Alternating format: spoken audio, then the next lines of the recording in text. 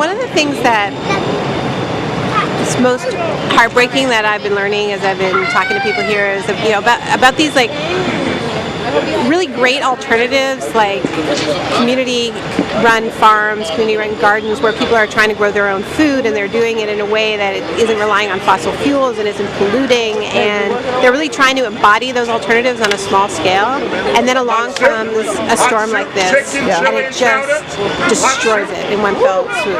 And like, to me, what that shows is like, yeah, we need to be building alternatives. We need to be building, we need to be living our alternatives as this whole relief effort is doing, but we also have to go after the fossil fuel companies head on and tell them that they can't destroy the world.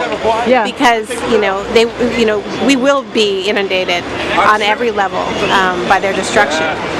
So we have to be. It has to be this dual process of, on the one hand, building the alternatives, understanding the urgency to scale them up and have them not just be like a little pocket here, but actually transform the whole system, and also going after these companies directly, going after their business model directly, costing them real money. So it sounds like you're advocating for direct action.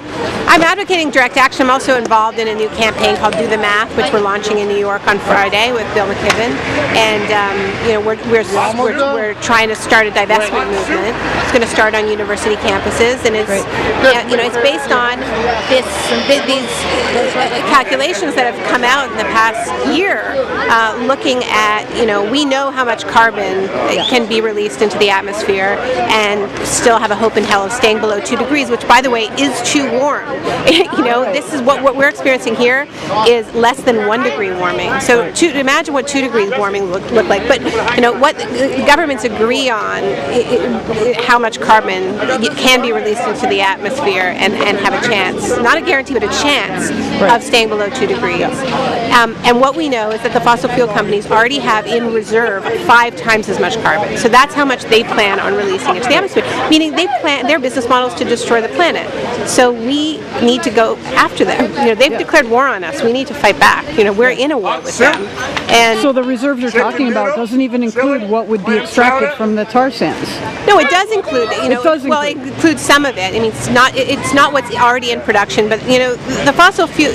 Only a fraction of the tar sands are in production right now. Right? It's an area the size of England that they want to extract. Okay, that's why it's so important that we stop the pipelines. Yeah. And direct action is part of that. But we can't win this one pipeline at a time. We have to go after their business model. And so I'm really excited by the idea of young people saying to their campus administrators, how is it that you can pretend to care about our futures and prepare us for a future on the one hand, and then on the other hand, be investing your endowments in fossil fuel companies whose entire business model it depends on detonating that future. How you do the math and tell us how that adds up, So, it's starting with this campus divestment drive, but my hope is that, we turn these into pariah companies, and any politician who takes fossil fuel company, any media outlet that takes fossil fuel companies to pay their salaries, to run their ads, has to justify themselves. How do you align yourselves with these companies? Yeah.